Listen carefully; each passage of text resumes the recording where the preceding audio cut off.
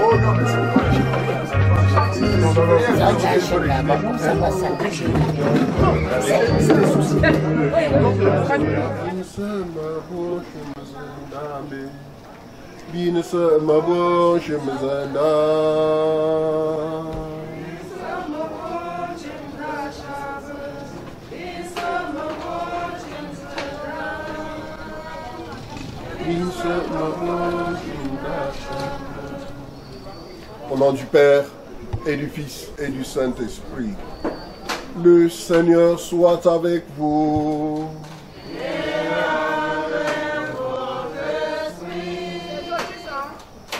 Frères et sœurs, nous sommes réunis ce soir pour commencer une veillée. Je vous en prie les chaises.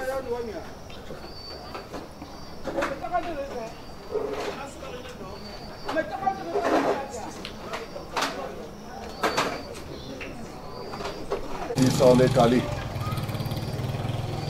C'est un moment très important. Un moment que nous tenons à passer avec lui dans la prière. Un moment que nous tenons ensemble, d'abord pour nous réconforter, pour nous soutenir, mais enfin aussi, ensuite, pour le confier entre les mains de son Dieu qu'il a aimé et qu'il a servi. Pour que cette veillée de prière en faveur de notre frère Jean-Paul soit agréable à notre Dieu. Demandons-lui, lui notre Père, de nous purifier de nos péchés. Je confesse à Dieu Tout-Puissant. En pensée, en parole, par action et par omission, oui, je ne m'en péché. C'est pourquoi je suis dans la Vierge Marie, les anges et tous les saints, et vous aussi les frères, de prier pour moi le Seigneur notre Dieu. Que Dieu Tout-Puissant nous fasse miséricorde, qu'il nous pardonne nos péchés et nous conduise à la vie éternelle. Amen. Seigneur, prends pitié. Seigneur, prends pitié. Ô Christ, prends pitié. Ô Christ, prends pitié. Seigneur, prends pitié. Seigneur, prends pitié. Prions le Seigneur. Seigneur, n'oublie pas ce que tu es pour les tiens. Tu es un Père qui aime à pardonner. Tu es un ami qui ne ferme jamais son cœur.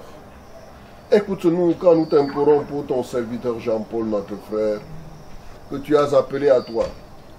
Tant qu'il a vécu au milieu de nous, tu as été son espérance et sa foi.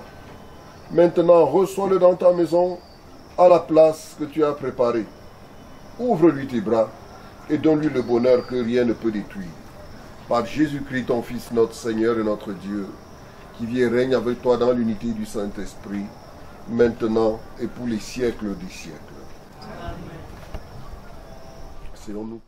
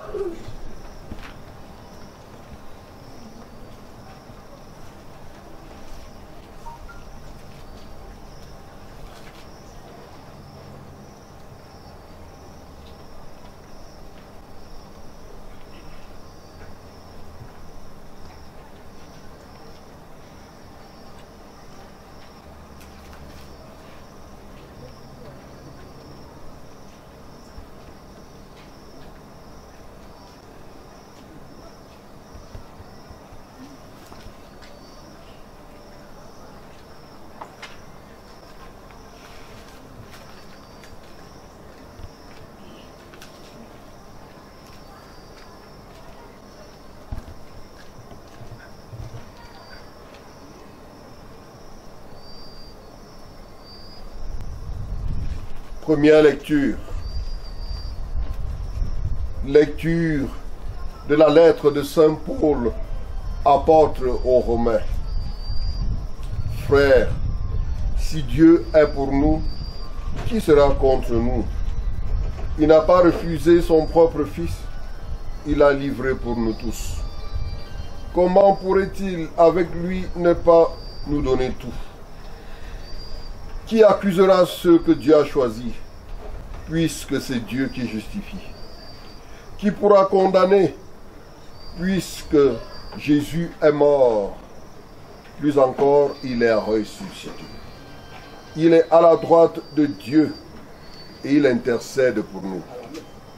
Qui pourra nous séparer de l'amour du Christ? La détresse, l'angoisse, la persécution, la faim, le dénuement, le danger, le supplice. Oui, en tout cela, nous sommes de grands vainqueurs grâce à celui qui nous a aimés. J'en ai la certitude.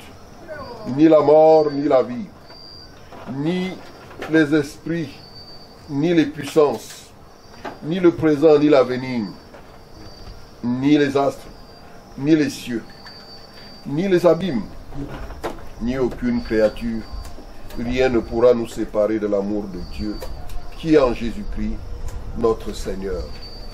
Parole du Seigneur. Laisse-moi dans le Seigneur, je suis sûr de sa parole.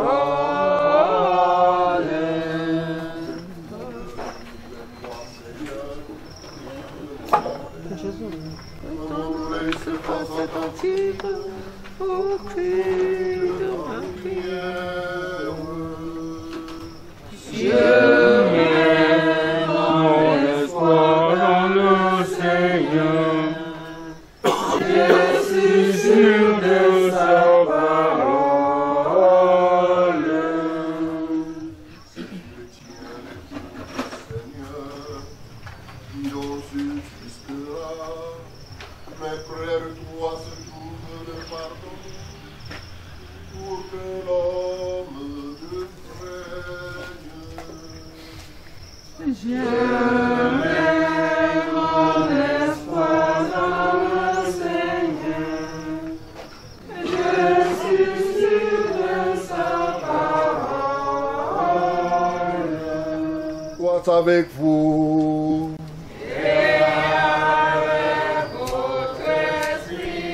Évangile de Jésus-Christ selon Saint Jean.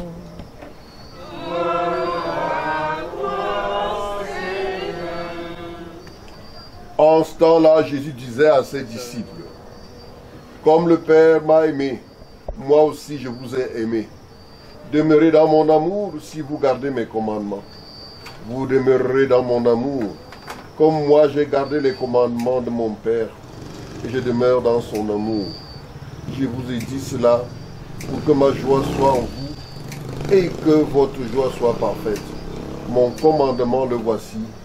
Aimez-vous les uns les autres comme je vous ai aimé. Il n'y a pas de plus grand amour que de donner sa vie pour ceux qu'on aime. Et vous êtes mes amis si vous faites ce que je vous commande. Je ne vous appelle plus mes serviteurs, car le serviteur ne sait pas ce que fait son maître. Je vous appelle mes amis, car tout ce que j'ai entendu de mon Père, je vous l'ai fait connaître. Ce n'est pas vous qui m'avez choisi, c'est moi qui vous ai choisi et établi, afin que vous alliez et que vous portiez du fruit, et que votre fruit demeure. Alors tout ce que vous demanderez au Père en mon nom, il vous le donnera. Voici que je vous commande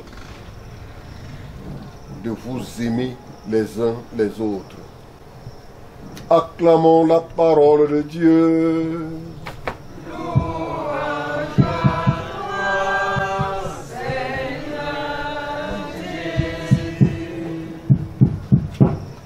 Frères et sœurs, bonsoir à vous tous.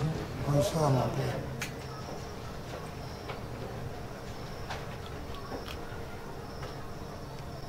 Je voudrais, au début de cette petite méditation, ou alors exhortation, vous remercier d'avoir tenu, comme famille chrétienne, à accompagner notre frère, votre frère Jean-Paul, dignement, dans la prière, dans le recueillement et surtout dans la célébration eucharistique.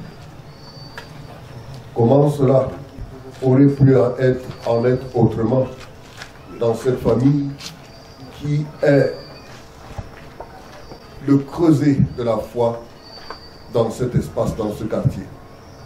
Dans cette famille dont le papa et les frères furent des catéchistes, l'un ici et l'autre du côté de Bafa.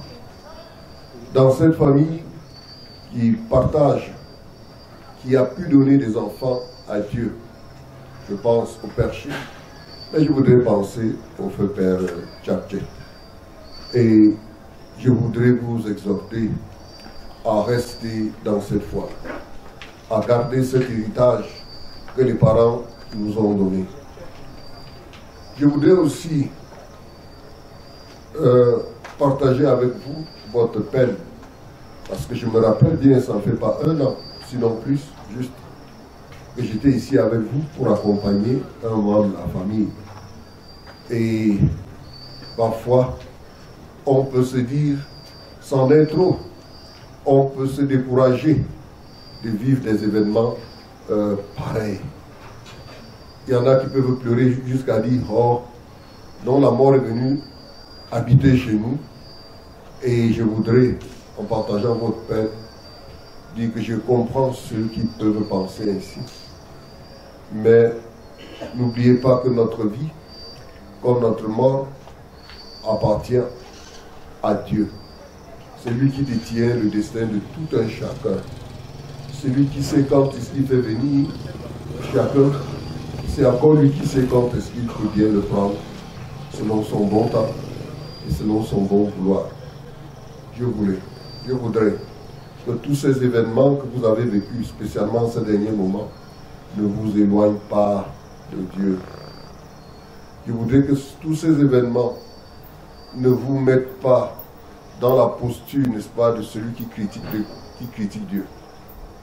Je ne voudrais que tous ces événements ne vous donnent pas de vous énerver et de dire où est ce Dieu-là, s'il est vraiment vivant. Pourquoi mon frère est mort? Pourquoi tant de morts? Un peu comme Marthe, qui voyant Jésus l'avait invectivé en disant, si tu avais été là, mon frère ne serait pas mort. Comme certains peuvent dire, si tu es vraiment Dieu, pourquoi notre frère Jean-Pierre s'en va? Pourquoi la suite? Je pense que c'est une maman m'a compris la dernière fois, je peux me tromper. Pourquoi est-ce qu'on peut encore se retrouver ici? Est-ce qu'il y a des gens qui sont faits pour pleurer? et d'autres qui sont faits pour rire. Et je voudrais que vous vous souvenez de cette parole de Saint Paul, de cette lecture que nous avons écoutée, la lettre aux Romains. Que rien ne vous sépare de l'amour de Dieu. Que rien, pas même la pauvreté, le dénuement, l'abîme, la souffrance, la mort, l'abondance, la pauvreté. Et Saint Paul, à des moments de sa vie, a vécu tout cela. Et il a transformé tous ces moments de difficulté, tous ces moments de pénible douleur en avantage. Et de son expérience, il écrit aux Romains pour leur dire que rien ne vous sépare de l'amour de Dieu. Dieu est vivant, même dans les événements les plus difficiles, les plus tragiques. Il est là, comme Jésus, disant à la sœur de Marie, Marthe, ton frère vit. Je suis là pour qu'il vive. Et vous savez ce qu'il a fait pour Marthe, en ce moment-là, ainsi que sa sœur Marie. Il a prouvé que Dieu n'est pas absent dans les événements de notre vie.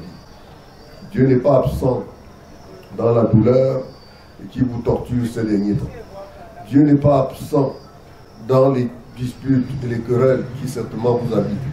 Dieu n'est pas absent dans les différences d'idées, d'opinions, de pensées. Il n'est pas absent. Dieu n'est pas absent dans la peine. Dieu n'est pas absent dans cette famille. Et d'ailleurs, Saint Paul nous dit ceci. Tout concourt au bien de celui qui aime Dieu. Tout concourt au bien de celui qui aime Dieu. Et il va dire, tout est grâce. Et effectivement, tout est grâce. Tout est grâce. Même le malheur doit être grâce. Rappelez-vous, le samedi saint, quand nous chantons les tête, n'est-ce pas, nous disons, quand on a fait la grande procession avec le siège pascal, et nous aussi, suivant le siège pascal, rappelez-vous ce que nous disons quand le prêtre entre, que les lumières sont allumées. Dans les têtes, il dit, heureuse forte qui nous a valu un tel sauveur. S'il n'y avait pas le péché d'Adam, aurons-nous eu un pareil sauveur? Si sans le péché d'Adam, Jésus serait-il venu? Je doute, je pense. Donc, le péché d'Adam, qui a été quelque chose de très douloureux pour Dieu, finalement, il a transformé cela en quelque chose de positif en nous envoyant quelqu'un de formidable, son Fils, qui est venu nous libérer finalement, définitivement, de la mort, qui est venu annuler tous les actes de condamnation qui pesaient sur l'homme. Donc, je voudrais vous dire, mes frères et sœurs, regardez ces départs, regardez ces douleurs, ces peines qui nous arrivent avec un brin de positivité. Remettez tout entre les mains de Dieu, lui qui est le seul juge, lui qui est le seul procureur, le seul président du tribunal. Remettez tout cela entre ses mains. Une chose que je voudrais vous dire à la suite, et cela je l'ai tiré du livre de la première lecture de l'évangile que nous avons écouté aujourd'hui, que nous avons écouté aussi dimanche. Jésus qui s'en va et il laisse à ses disciples ses dernières paroles. Vous savez, les dernières paroles d'un mort, les dernières paroles d'un défunt, on les prend avec beaucoup de sérieux. Quand le Père partait, voici ce qu'il a dit. Quand le Père partait, voici ses instructions et nous devons tenir. Il dit à ses disciples un mot. Aimez-vous. Aimez-vous, il le dit. Et il dit, c'est mon commandement. Et vous savez, dans le jargon militaire, ce que signifie le commandement. Le commandement, ça ne se dispute pas. Le commandement, ça s'exécute. Le commandement, on le met en œuvre. Si coûte cadavre. C'est-à-dire, on ne change rien. Jésus, avant, il parle à ses disciples, parfois malais suppliants. Il utilise des paraboles pour leur faire comprendre parfois. Il utilise aussi, n'est-ce pas, des mots adoucissants. Mais aujourd'hui, vous voyez que le soir de sa vie, il dit, je vous donne un ordre, je vous donne un commandement, c'est-à-dire, ce n'est pas à discuter. Restez branchés sur moi. Je saurai que vous êtes mes disciples si vous faites ce que je vous... Il dit pas je vous demande, mais ce que je vous commande. Et il dit, à mon commandement, comme un militaire dirait à ses subordonnés, à mon commandement, aimez-vous. Et alors, il peut dire, mais on peut se poser la question, mais pourquoi est-ce qu'il nous donne l'ordre de nous aimer? C'est un impératif. On ne négocie pas. L'amour, c'est ce qu'il y a de chair. L'amour, c'est ce qu'il y a de, comment dire, ce qu'on recherche. Et ça, on ne devrait pas, n'est-ce pas, négocier, badiner avec ça. Et c'est pour ça qu'à la fin, après leur avoir enseigné le sens de l'amour, après avoir prêché l'amour, il en fait un ordre à la fin. Et vous ne pouvez pas dire, n'est-ce pas, à quelqu'un que vous l'aimez si vous ne faites pas ce qu'il commande. Si vous ne faites pas ce qui lui plaît. Un homme ne peut pas dire à une femme je t'aime, ou alors une femme ne peut pas dire à son mari je t'aime si il ou elle ne fait pas ce que son mari lui demande. Et d'ailleurs, c'est par rapport au respect de ces ordres-là qui viennent de papa ou de maman, qui viennent, n'est-ce pas, de la famille, qui viennent de ton époux, de ton épouse, au respect de ces ordres-là, que la valeur de l'amour que tu manifestes à l'égard de X ou de Y sera jugée. Et il pourra dire, mon mari m'aime, mon père m'aime. On va dire, mais pourquoi il t'aime? Tu vas dire, parce que voici ce qu'il a fait. Je souhaitais faire ceci, voici ce qu'il a fait pour moi. Donc on ne peut pas aimer quelqu'un si on ne fait pas ce qu'il commande. Nous ne pouvons pas dire que nous aimons Dieu, que nous aimons le Christ, si nous ne faisons pas ce qu'il commande, ce qui donne un ordre. Je saurai que vous m'aimez, que vous aimez Dieu, si vous vous aimez entre vous. Et pour bien comprendre le sens de ce commandement, l'ordre que le Christ donne, je vous renvoie à la fin de l'évangile que je voudrais lire avec vous. Il dit ceci. Alors, si vous vous aimez, si vous demeurez, alors tout ce que vous demanderez au Père à mon nom, si vous aimez un peu plus haut, alors, c'est-à-dire, en conclusion, l'impact, l'incident de cela, c'est quoi? Si vous vous aimez, si vous vous aimez, tout ce que vous demanderez à mon Père, à mon nom, il vous le donnera. Voici, je vous dis, voici encore mon ordre. Dernier verset, aimez-vous. Donc, vous voyez, l'amour ouvre les portes. Jésus dit, si vous vous aimez, tout ce que vous demanderez, mon Père va vous donner.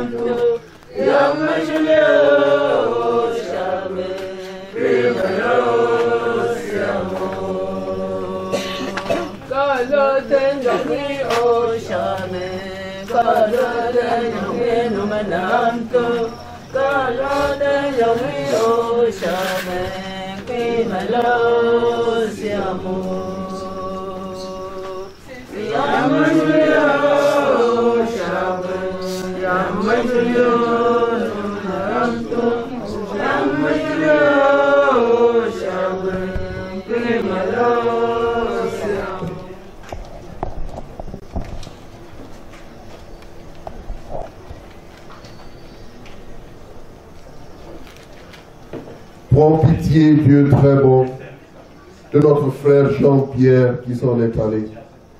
C'est pour lui que nous t'offrons ce sacrifice eucharistique. Si la faiblesse humaine a pu l'atteindre, que ton amour lui pardonne, que ton amour le purifie par Jésus le Christ notre Seigneur. Le Seigneur soit avec vous. Élevons notre cœur et rendons grâce au Seigneur notre Dieu. Vraiment, il est juste et bon de te rendre gloire, de t'offrir notre action de grâce toujours et en tout lieu à toi, Père très saint, Dieu éternel et tout-puissant. Puis nous sommes destinés à mourir. Et quand la mort nous atteint, nous qui sommes pécheurs, ton cœur de Père nous sauve par la victoire du Christ, qui nous fait revivre avec lui. C'est pourquoi, avec les anges dans le ciel, nous pouvons te bénir sur la terre et t'adorer en disant d'une seule voix: Saint, Saint, Saint, le Seigneur Dieu de l'univers, le ciel et la terre sont remplis de ta gloire. Hosanna au plus haut des cieux. Béni soit celui qui vient au nom du Seigneur. Hosanna au plus haut des cieux. Ton Fils nous a donné, Seigneur, dans le sacrement de son corps et de son sang, les vivres dont nous avons besoin pour le chemin qui mène jusqu'à toi. Que cette Eucharistie que nous avons célébrée pour notre frère Douya Jean-Pierre lui permette, avec le pardon de ses péchés, de parvenir dans ton royaume, où il n'y a plus de deuil, où il n'y a plus de larmes, il n'y a plus de douleur, mais rien que la joie et la paix avec ton Christ, lui qui vient et règne maintenant pour les siècles des siècles. Amen. Merci d'avoir pris part à cette belle prière que nous avons commencé à dire ce soir pour notre frère Douya Jean-Pierre. Donc, tous les 19h45, on le fait. Le Seigneur soit avec vous. Que Dieu Tout-Puissant vous bénisse, le Père, le Fils et le Saint-Esprit. Demeurez dans la joie et la paix du Christ. Bonne veillée à vous tous.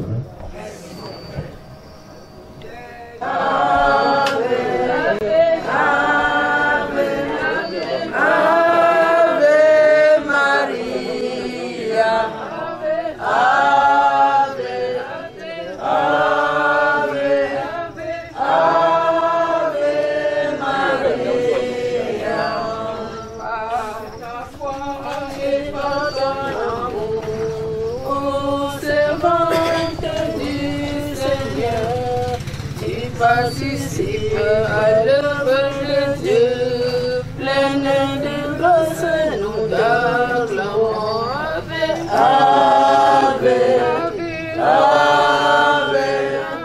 Ave, Ave Maria, Ave, Ave, Ave Maria.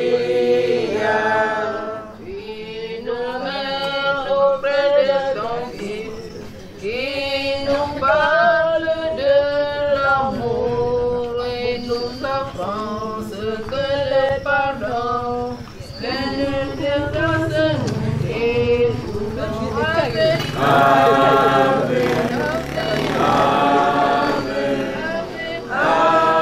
Ave Maria,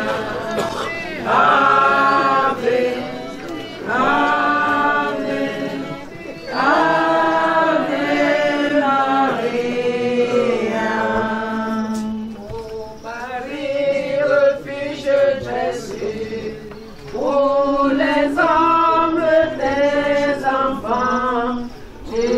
comprends